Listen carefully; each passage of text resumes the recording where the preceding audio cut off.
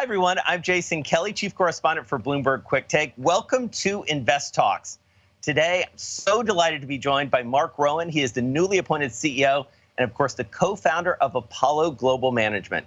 He's going to talk to me about what he's seeing in the markets, investing around the world, looking around the corner as the world continues its recovery from a pretty traumatic last year. But before we get started, I've got a few housekeeping announcements for you. I'd love to acknowledge at the top our event sponsor, of course, BMO. If you experience any issues with the audio or video quality, I'm going to tell you the obvious thing here. Refresh your browser, use the chat box in the bottom right corner of your screen, and then we can help you out. Please also feel free to engage with us on social media. Use the hashtag BloombergInvest and tag us at Bloomberg Live and me at Jason Kelly News. You can also engage with other viewers here on the platform via the event chat at the bottom of the screen. All right, let's get to it. Welcome, Marc Rowan. Marc, really good to see you. Thank you, Jason. I love being able to do this in person. You know, you work just down the street, and actually, we are all kind of coming back to it right now. What does that feel like for you? Tell me about your life right now. So it's pretty amazing, I have to be honest. So we are not mandatory back in the office until September, but we've now hit 65% voluntary. And the experience is actually pretty interesting. People left for the pandemic, and we just so happens that in between then and now, we might have renovated the entirety of the firm. So they're coming back to a new workspace. It doesn't look like anything they've seen before, and everyone is actually having a pretty good experience. And so what's the vibe? I mean, help me understand. Take me inside Apollo right now. You know, the vibe is just incredibly positive momentum. I mean, you can feel it. You can see it from the things we've announced today, the new deal with Figure. Last week it was Motive. The week before it was Victory Park. There is just this palpable sense of momentum and forward progress. And so forward progress after, I think it is fair to say, a difficult year on many fronts, obviously for the world, but this was a traumatic year for the firm, obviously. Well, I like to say noisy. It was definitely a noisy year. But, you know, it's interesting. I did a little bit of a year in review for our largest investors. And I said, all right, let me characterize the last year the way I would. Assets under management up 146 billion. Record profits, 92 billion of deployment. We also hired 300 people remotely, from 1,300 people to 1,700 people, and turnover went down. So if I had told you that, you would have said, oh my God, really? Because the noise sometimes just exceeds the reality of what's happening.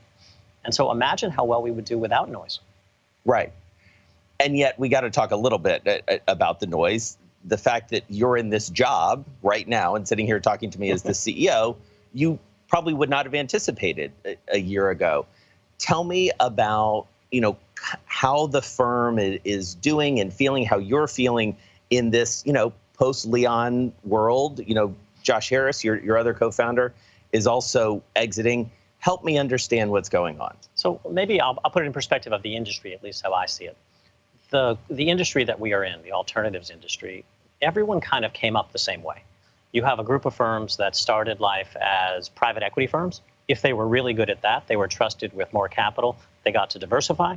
And if they were really good at that, they got to go public. But that whole generation of firms started as private partnerships with a group of founders, of which Leon was one, and the others are very well known. We will, and we are in the process of a generational shift. So we've now done the entirety of generational shift at Apollo. And that means governance, that means one share, one vote, and that also means Leon stepping down from the firm at the beginning of the year and Josh stepping back upon the closing of the Athene deal. Now, I think every firm in our industry is going to go through this same generational shift. They likely will do it less noisily than we have, but nonetheless, we've accomplished it. So for me, this is my 36th year, 31 years at Apollo, and never had more fun.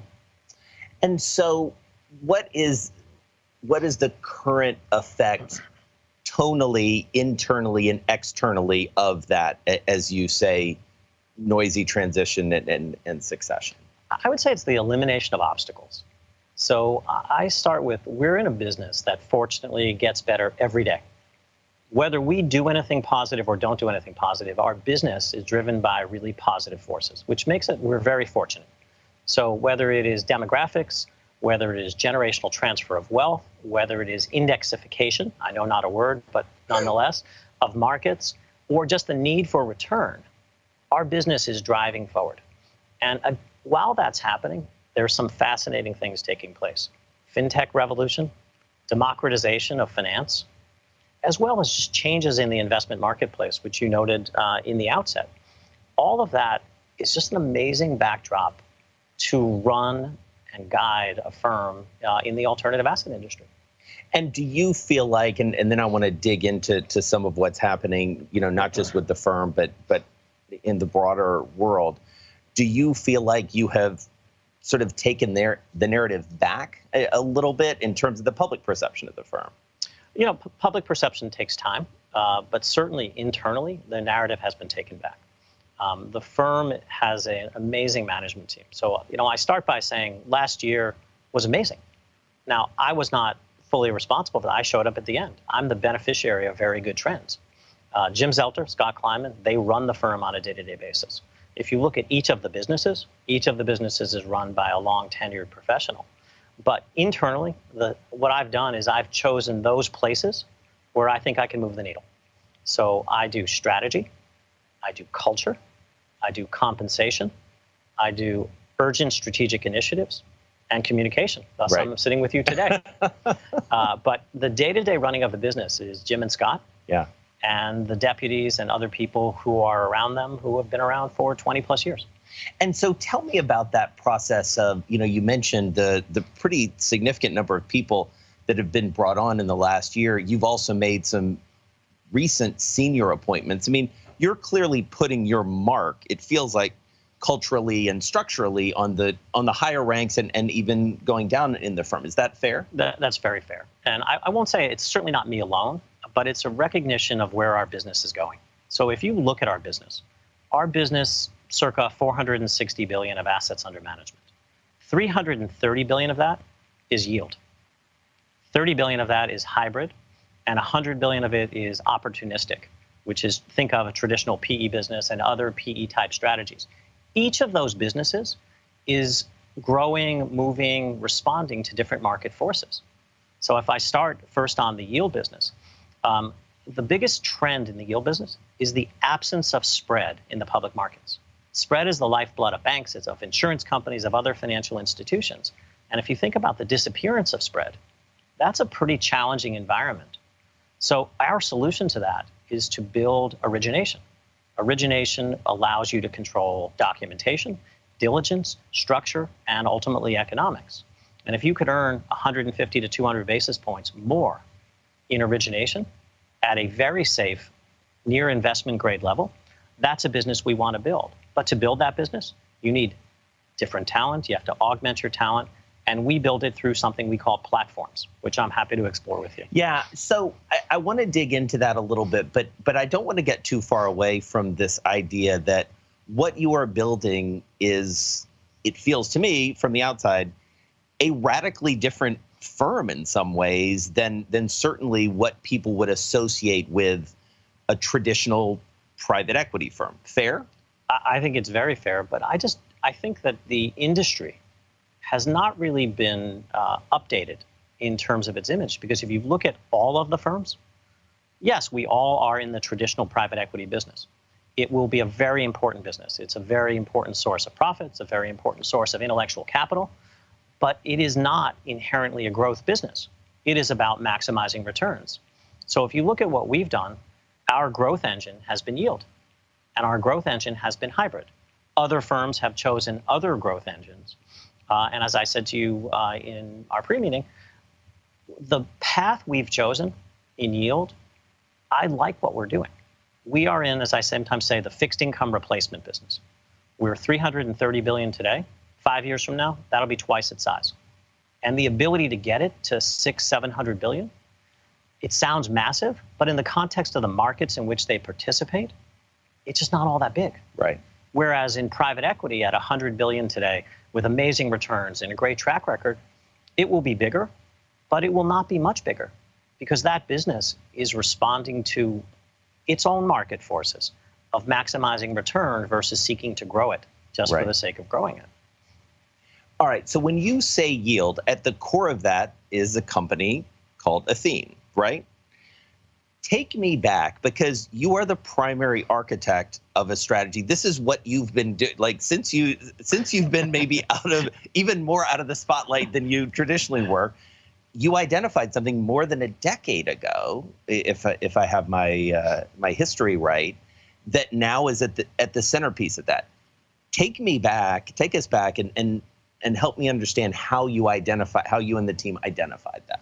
Well, we're always the beneficiaries of good people and good opportunities. In this case, we were identified by Jim Belardi and his partner, Chip Gillis. Jim is the current CEO of Athene, a veteran of Sun America, one of the most successful insurance companies run by Eli Broad.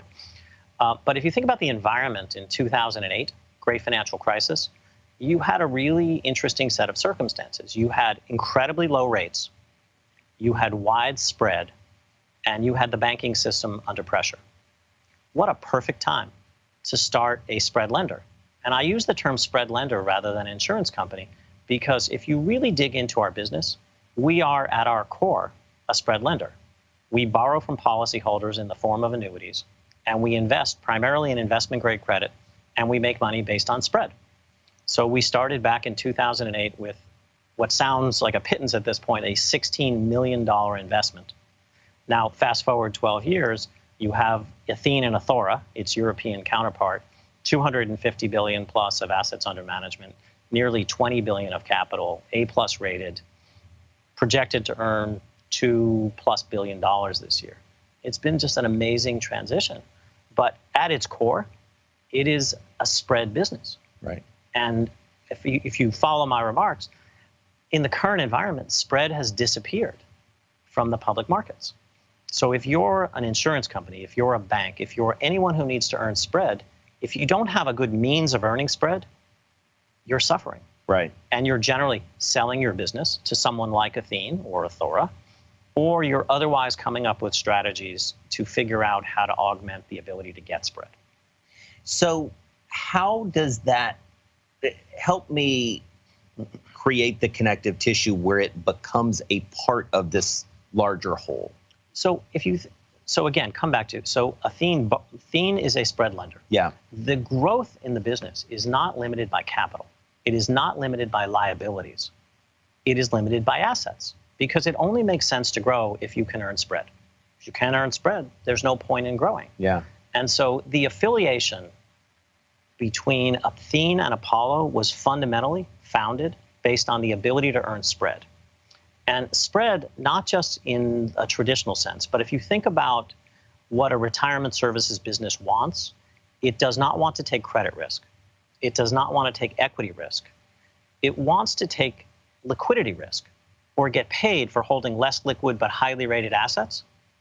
And so what we have built since 2008 is we've built a $330 billion business to serve two clients, Athene and Athora, to deliver them this kind of originated, differentiated spread. Mm-hmm. Now, initially, it was just Athene and Athora. Apollo was building fast to keep up with how fast Athene and Athora were growing. At this point, we now have nearly 80 to 100 billion of client money side by side with Athene and Athora, because other financial institutions also need yield. Other clients need yield. Pension funds need yield. Our credit products need yield. But the business we're in is a fundamentally different business than any of our peers. Right. We are in the fixed income replacement business. I like to say it's the pile of assets in the world that yields less than 5% is like this big.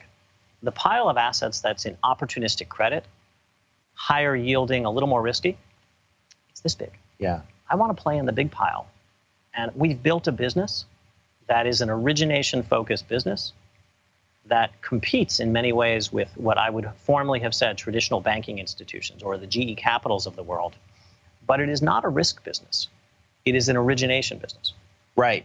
So what you just said, again, is radical in some ways if you are coming at this from the perspective of, I think about Apollo in the same breath as Blackstone, KKR, Carlyle, and TPG, right? If you sort of Bain, sort of the traditional private equity names, you're starting to sound more like Berkshire. You're starting to sound more Berkshire Hathaway. You're starting to sound more like some other firms out there. Help me understand, sort of compare and contrast, what that universe looks like with Apollo in it. So I'll start backwards. I'll give you what I think is the connective tissue of what we've built. We have defined our business as a business of excess return. And we offer excess return from AA down to private equity. And it's up to clients to figure out where along that spectrum they want to seek out the Apollo platform. So we are not in every asset class. We are not in every product. And the delineation for me is, can we earn excess return on a sustainable basis? Otherwise, the product is commoditized, and we really are not in the AUM growth for AUM growth's sake business. Right. So if you think about what's happening to our clients are, on the institutional side, more and more sophisticated. Initially, they came to us and to our peer group for one product, private equity alternatives. Okay, that's 10% or less of a traditional institutional portfolio. The other 90 was served primarily by fixed income and public equities. Well, if 40% or 30% of your portfolio is in fixed income and there's no return, boy, you better get creative if you're going to provide for your retirees. So increasingly, clients have sought us out and our peer group out to fill in other parts of their product set. Right. And it is that we do for our clients. The largest clients are typically not one product investors or two product investors. They may be 10 product investors. They may be managed account investors. Or they can be like Athene, where we manage the entirety of the balance sheet, which is what we've done for Athene for the last 10 years, from AA down to alternatives. Right. So is it fair to say then that as Steve Schwartzman and John Gray have expanded into real estate, hedge funds, the credit business through GSO, as other of your peers have gone into growth equity and venture type returns, this is the path you have chosen to create those different avenues or those different products, as it were, for your customers? So the answer is yes. Each of us is doing something different. But as I shorthand our business plan, I tell our clients that when you look at us today and then you look at us in 5 years, we will be twice as large in yield. We will double the size of our yield business, and our hybrid business and our opportunistic business, I believe, will be 50% larger. Coupled with a thriving capital markets business, which connects all three of those businesses. Blackstone has gone on another path. Blackstone is also in the spread business. Right. And this is kind of an interesting thing. They derive spread through the management of public and private REITs, and they receive fees for doing that. We derive spread through the management of an insurance company balance sheet. We can debate which is better and which is worse. At the moment, they're afforded a higher valuation on the spread associated with those assets versus the assets that we are. But I like where we are. Yeah. And what this ultimately does, again, just sort of like distilling it down, it gives you a massive balance sheet, right? I mean, in some ways. Strategic capital. It's funny. We, with the purchase, the merger, the full consolidation of Athene, we've heard a lot of balance sheet light versus balance sheet heavy. Yeah. I think people have missed the point. The point is not whether you're dragging capital or not dragging capital. We acquired strategic capital when we bought Athene. But we did it by buying something that was producing massive amounts of earnings, that has $5 billion plus of excess capital, and where at any point in time, we, to benefit them and to benefit the rest of the Apollo ecosystem, can rely on their balance sheet. I think the deployment of strategic capital is going to be one of the differentiators in our business. Right. Now, others have gotten by thus far with a full balance sheet light strategy, and more power to them. KKR has not. They've gone in a similar direction to the direction we're in. But I think you will see us, as the merger closes, increasingly use strategic capital to just make things go better and faster and stronger. We already rely on Athene and Athora to launch new products, launch new teams, launch new funds. And I think we're just going to do more of it. And do you feel like Wall Street, as a publicly traded company, of course, you're serving a number of constituencies from an investment perspective. Do you feel like Wall Street writ large is starting to understand the story? How hard is it to sort of convince them that this is something new and different from a valuation perspective of the firm? So I think we're in early innings. I'd say this is one of our challenges, but it's a challenge I relish because ultimately logic will prevail here and execution will prevail. So we have built something that the Wall Street analyst community has not seen before. It is not Berkshire. It is not Brookfield. It is not BlackRock. It is Apollo. And we're building something that's unique. We are a firm that generates FRE from our asset management business. And I like to say SRE, spread-related earnings, from our retirement services business. And it's a massive pool of earnings. And what we've told the street is we will grow our business 15% plus cash on cash year over year. And I think that's really good. Plus, we get, as I like to say, some embedded options. One embedded option is this democratization of finance. The other is the overlay of everything that's happening in fintech. And you're starting to see little pieces of the strategy come to the fore with the investment in Motive and the relationship with Figure. So democratization of finance, puts me in the mindset of trying to understand your ultimate investor base. There's long been this holy grail of retail investors and 401ks and, being a pool to tap. Where are we in that journey from both a product perspective and a regulatory perspective? Really early innings. And so I think you're seeing a migration. Look, the institutional business is the bread and butter of alternative asset management, broadly defined. But what you've seen in the past decade is this unbelievable creation of wealth, whether it's been entrepreneurs coming out of technology, or it's been entrepreneurs coming out of the public market, or it's just been the generational transfer of wealth. So before you get to 401k and true retail, you're watching high net worth become really high net worth. And the product development, the product sophistication is now moving to a par with institutional. A lot of the most interesting product development is actually taking place in that channel, the so-called QP channel. I think that's where you're going to see the democratization first take place. And I think you will see it move to mass affluent. Whether it eventually gets to retail or not will be a function of the regulatory environment, politics, and a variety of other circumstances. But institution is going to grow. Institutional business is going to grow. But this high net worth channel and the QP channel and the mass affluent channel is just too big to ignore. And it is maturing in its sophistication.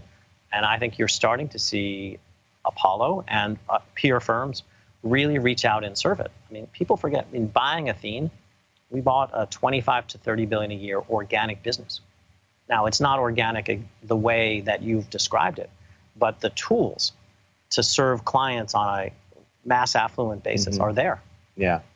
And so I want to talk to you in a minute about sort of the state of the world. But before we do that, I have to ask you. I was hoping you would tell me about the state of the world rather than ask me. Well, I was in Las Vegas last week. We could talk about what the world looks like from Las Vegas, but that's not a very good, maybe not a great proxy. Although maybe it is. You have some experience there. Tell me about private equity, though, as it sort of moves forward in the context of Apollo, because it is what you made your bones on in many ways, and a lot of your competitors. Where does that fit in? So, hugely important business. It will continue to be a hugely important business. It is a massive source of profits for ourselves and our clients. It is, as important, a massive source of intellectual capital for every part of the firm. It is just not the same growth trajectory as some of the other businesses, but nor should it be. Yeah. Now, we, at the end of the day, we've made a decision. We serve clients, and our job is to serve clients and provide them excess return. Accepting more capital in excess of the opportunity available just means returns go down. So private equity is a little bit like the farming business. You plant, you harvest. You plant, you harvest. The business goes up. You sell things, it goes down. That is just the nature of the business. Excuse me. And for as much as people have said, and I've seen a lot of the press, too much money chasing too few deals, I think I joked with you previously that I've been hearing this for 36 years. Right. When I arrived on Wall Street in 1985, I said, oh my God, I'm 10 years too late. Every good deal's been done. And in 1990, when we started Apollo, I was a junior person. I was like, wow, I'm just too late for me. And 2001 was actually the funniest. 2001 followed the collapse of Internet 1.0, the telecom bust, the events of 9/11, and a lot of GP mistakes across the board. Some firms actually disappeared as a result of their performance. And GPs were telling LPs that the new private equity model is 15%. And I was on a panel with, I think, the head of New York State. 15% returns. That was it. That was what GPs were telling LPs. And Apollo was seated next to the host. And then, Bain, Blackstone, Carlyle, down the row, it's kind of the murderer's row of investors. And so I was asked the question first, what do you think returns are going to be going forward? And I said, I think they're going to be amazing. I think they're going to be 20% plus. And all I heard was, and that was the sound of everyone's head hitting the table going down the row. And in that fund, which was the 2001 fund, 44% net returns. So now you fast forward and you look at the last 3 funds we've done, big funds, 15 billion, 16 billion, the most recent fund, 26 billion, 25 billion, excuse me. For the last time we announced results, 44% gross on the $25 billion fund, high 20s net. The world just keeps moving. The world just keeps changing. Right. It's our job to continue to reinvent ways to extract and to produce value. Now, for us, the way I define our strategy is purchase price matters. Some people call that a value investing strategy. But value investing does not mean you only buy value-oriented companies. You want growth. Of course, everyone wants growth. You want to buy technology. You want to buy into change. But purchase price matters. And so you do the Tech Datas of the world. You do the Yahoos of the world. You do a series of transactions where you think as a result of complexity, as a result of something being misunderstood, you can derive excess return. So I am very positive on the business. I think it will continue for a very long time. I think we will continue to see articles of too much money chasing too few deals, and it will continue in a 35-year unbroken trend of people being wrong about that. And so, we started out by talking about, this past year and the performance at your shop, but also broadly. I think a lot of people looked at their 401ks, in the last couple months and looked over past 12 months performance and went, okay, well, that didn't look so bad. How does that translate through to valuations as you're assessing deals at this point? Look, it's a really interesting question, and it's also a management question, because ultimately you're trying to judge the success and the caliber of the people who work with you. And right now, good market performance, a secular trend of rates going from high to low, valuations going nowhere but up, it's masked a lot of mistakes. Yeah. Which is fine. That's part of the game. That's part of the investing cycle, is understanding that mentality. But I do think that we're entering a more difficult period. Right now, we're on the spending binge following us all being in lockdown, government spending around the world, with all of the other issues that are coming along with it. But we at our core are a slower growth, slower population growth, slower GDP growth, higher government spending economy. And I do think we will be back at a point where purchase price matters. Purchase price, I believe, always matters. Yeah. Let's talk about some of the industries that you're investing in. Parochially, I'm fascinated by what you're doing in media. Tell me about that strategy, because I'm not sure, certainly looking over the past 4 to 5 years, people are like, I want to be in media, man. But yet you guys and some of your competitors have seen fit to invest in some, relatively robust ways in media. Help me understand that. So we have a long history in the media business. I said jokingly sometimes, we historically have invested in media's past and media's future, because media's present is always too expensive, because the established companies are willing to pay multiples for things that probably exceed our pricing expectation. So if you've looked at the last couple of things we've done, they've been in the TV station business, Cox and otherwise, and also in Yahoo. Yahoo, at the end of the day, is still one of the most visited websites anywhere. And one now needs to go in and unpack a series of opportunities on a very granular basis and maximize that series of opportunities, whether it's financial reporting, as in Yahoo Finance, or it's in gaming, or it's just in access. But I continue to believe that media, because it is evolving so quickly and the models are changing so fast, will be a source of interesting opportunities. Change is actually a really good driver for our business. It leads to divided camps on valuation, divided camps on futures, and futures of business. And if you come with a point of view and a well-researched thesis, you often can build significant value. And when you think about sort of that opportunistic set and you look through the various lenses you have at your disposal, is it, and I know that this is case by case, but generalize, if you will, a world that is more friendly for you to equity investments, to credit investments? How do you assess the opportunities out there? Look, I think I step back and I look at the three businesses. And of the three businesses, yield, hybrid, and opportunistic, only one business as a whole is short capital, and that's the hybrid business. And what's interesting is this goes to another, kind of trend in our business. So on the yield side, there's an immense amount of money chasing yield. Everyone is looking for yield, and therefore proprietary origination, controlling your own capacity to generate yield, is what you need to do. And we're doing it. We wake up every day. That is one of our key planks. On the opportunity.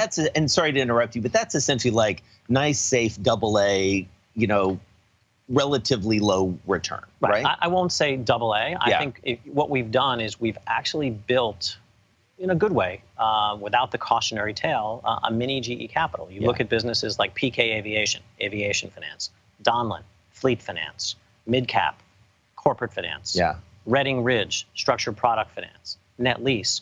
All of them provide premiums over investment grade. Right.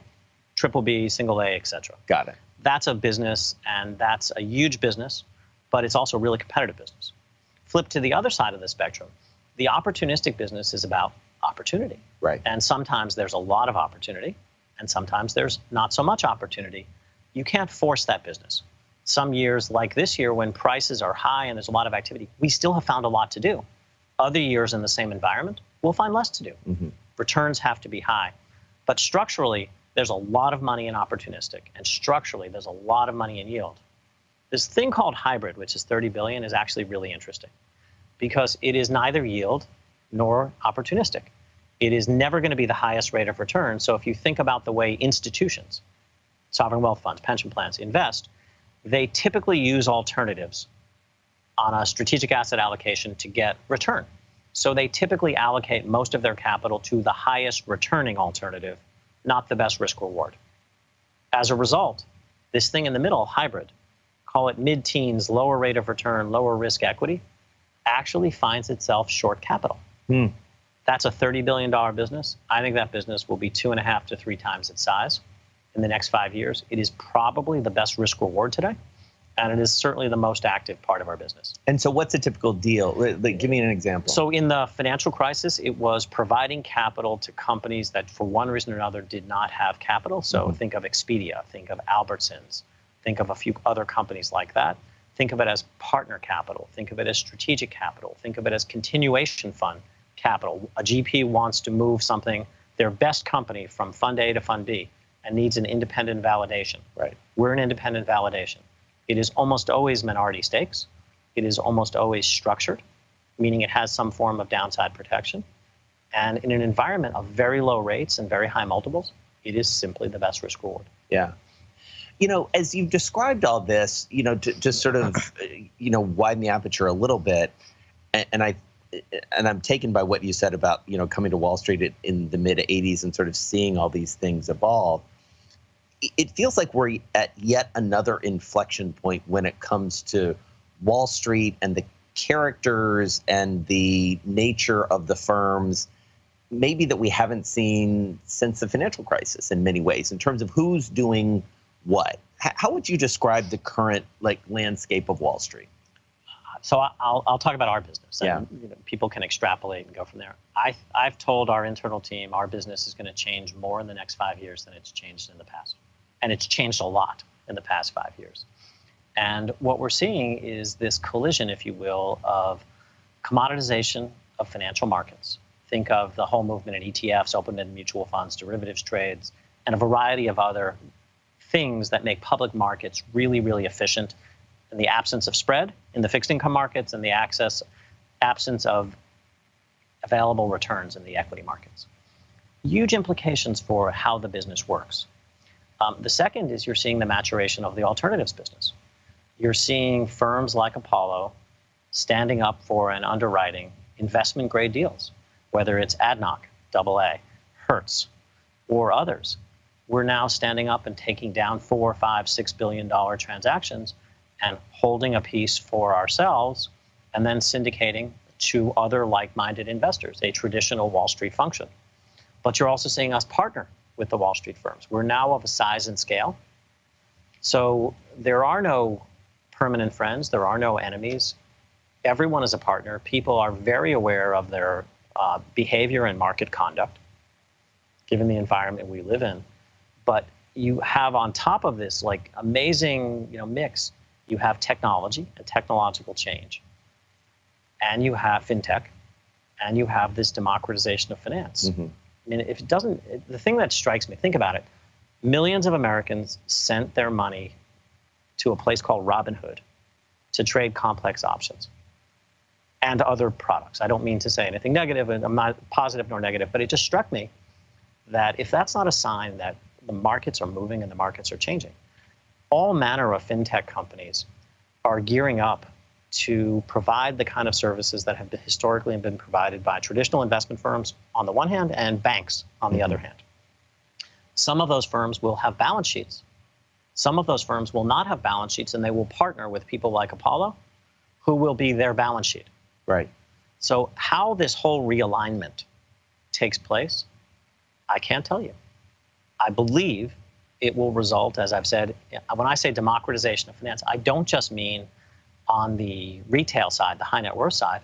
I also mean on the origination side. You know, the financial crisis in 2008 pushed a lot of activities out of the banking sector and into the non-bank lending sector. Some of it for good, some of it for bad. It's a wide-ranging debate, but it's happened. And those activities, I believe, are going to continue to take place outside the banking sector as credit formation increasingly is done with investors who have matched capital to provide this. So we're in a really interesting period of time. It makes it incredibly exciting to come to the office each day. It also means the culture needs to accept this. Yeah. And part of my job is to prepare the culture to accept it, to make sure the speed of decision making accepts this. And, you know, you mentioned Robinhood, which I think as we look back, at least through a financial markets and financial services lens, will be one of the legacies of this tumultuous period. The other one likely will be, for those of us who lived through it, the SPAC. You know, I mean, something that just sort of burst onto the scene, now seems to be receding a little bit. How did you sort of assess that in the moment, and what does it tell us in the broader scheme about kind of the function of capital markets? Look, I think we're watching financial innovation. Absent significant regulatory change, I think you will continue to see a thriving SPAC market that will go through cycles of capital being plentiful and capital not being so plentiful, which is kind of where we are right now. But we're in a history of financial innovation. I mean, if you look at this from the start of my career to today, and you look at the products offered by a traditional mutual fund, you know, it was pretty vanilla. You know, go look at the offerings today. It's like this. There's an encyclopedia now. SPAC is another form of financial innovation. It was a way for a growth-oriented set of companies to access capital markets in a much faster, much cleaner way than a traditional IPO process. You have that along with direct listings, which a number of technology companies have undertaken. I think the SPAC ecosystem is here to stay. Maybe not at the same size and scale. We have been beneficiaries of the SPAC ecosystem. We view it simply as an extension of growth investing. Beneficiaries as a seller? Beneficiaries as a seller, yeah. Beneficiaries as a capital provider, beneficiaries as a sponsor. Every possible way you could participate in the SPAC ecosystem, we have been big participants in the SPAC ecosystem, and unabashedly, unashamedly. Yeah. This is financial innovation. Those firms that had big growth equity investment capabilities, you know, kind of said, well, everyone else who is participating in this, they just can't raise growth capital. I think they've missed the boat. I think there's this incredible market out there that is very inefficient because of the way the process works, where firms like Apollo at our size, scale, and capability for analyzing deals and providing capital, I think we can make a lot of money for our clients. And so as you think about, as we start to wrap up a little bit, and you think about kind of what's on the horizon, you know, a lot of political headlines, a lot of market headlines, you know, we continue to sort of wrestle with the aftermath, hopefully, of a pandemic. Infrastructure is something we're all very focused on. Is that a play for you? That was one of the questions that came up a lot as I was talking to folks about investment opportunities out there. Look, the answer is massive opportunity. We already are huge participants in the infrastructure business. A lot of it has been on the debt side, on the project finance side, and increasingly on the equity side. But I come back to the Apollo overlay. Can we earn excess return relative to the risk in this asset class? So infrastructure has been a crowded trade for a long period of time. And at the most secure end of infrastructure, it is possible, and I believe, that returns have been arbitraged away. Capital formation has done that. But in every market, there are inefficiencies. And our job is to build an Apollo-esque infrastructure business on the equity side and scale it, if it can be scaled. And I believe it can be scaled. In the meantime, we're a massive credit provider to infrastructure, to energy transition, to pipelines, to solar fields, to electrification of gasoline stations. I mean, what traditionally we thought of as infrastructure is also changing.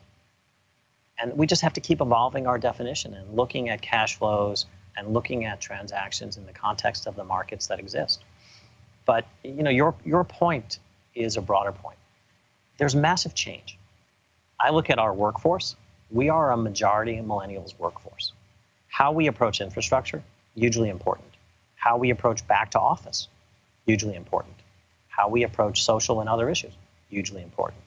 There's a whole education that our generation is getting as to the evolution of markets and the evolution of cultural and social markets. So I do wonder, as someone who was sort of, away from the day-to-day management of the firm for some time and now being in like the seat, what have you learned over the past few months about the firm, about the world, about yourself? Like what do you kind of take away here? Look, I hope I've been doing this for 35 years. I like to think I'm somewhat self-aware. I am good at some things and I'm not good at other things. So I've been handed a firm that's in incredible shape. Giving you the metrics, giving you the financial results. I have an amazing team who lead the business day to day. Where I think I can add value is strategy and looking around corners at how markets are going to evolve. And whether that was the creation of Athene, the launch of AAA, the launch of the first BDC, I like to work with a white sheet of paper. I'm very good at working with a white sheet of paper. Culture, I've said it, we're a millennials workforce. There's a different set of expectations as to what the work environment physically, emotionally, and from a futures point of view is going to be. I believe I'm a very good manager of change. And that little piece of sand in the oyster in really catalyzing change and forcing people to evaluate uncomfortable truths about the business. Communication, you can have your own judge as to whether I'm a good communicator. You are my first TV interview, so maybe you'll have me back, maybe you won't. But I like to think that when I speak on topics that I am knowledgeable about, I'm successful in conveying the essence. Right. And boiling it down to its most simple notion. I like to make complex things simple. So that's what I think I'm good at from a leadership point of view. Notice I didn't say I'm running the business day to day. Right. I am fortunate that I don't run the business day to day. In fact, Apollo is fortunate that I don't run the business day to day. Jim Zelter and Scott Kleiman make the trains run on time. And Jim Belardi, Bill Wheeler, and the team at Athene make the trains run on time. It would not be my highest and best use. So positioning myself to lead, to be a strategist, to be a culture carrier, to help us move through this period of generational change and technological change and market change and social and political change. Boy, this is like the best stuff out there. Yeah. Where else do you get this combination of interesting ingredients on a massive scale? And when you think back to 1990 and sort of hanging out the Apollo shingle post Drexel and sort of looking at all of this and you think about where we are in 2021, how different in scope, scale, and perspective is this from what you expected? It's night and day. I could never have imagined where we are.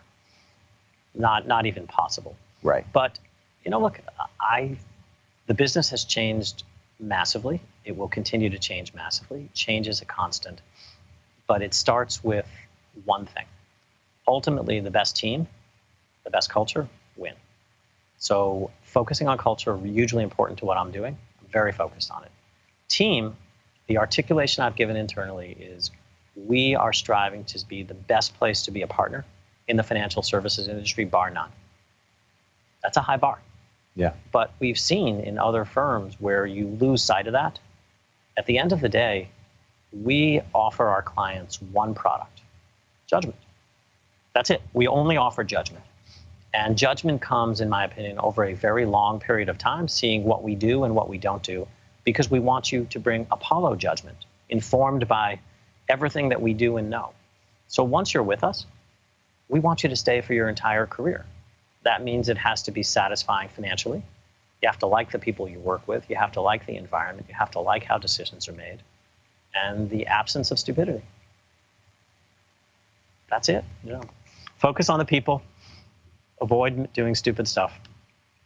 I can't think of a better way to end this conversation. Marc Rowan, thank you so much. It was really a pleasure. I feel like we could talk all day. Well, thank you so much out there for joining us for this edition of Invest Talks. We hope you enjoyed this conversation. I certainly did. My thanks again to Marc Rowan. And thank you to our sponsor, BMO, for making this virtual event possible. If you'd like more information from BMO, please visit the resources tab on your screen. Most of all, thank you for being such an engaged audience. We are so looking forward to the moment where we are all doing this in person again, and can't wait to see you again soon. From New York, I'm Jason Kelly. Thanks so much.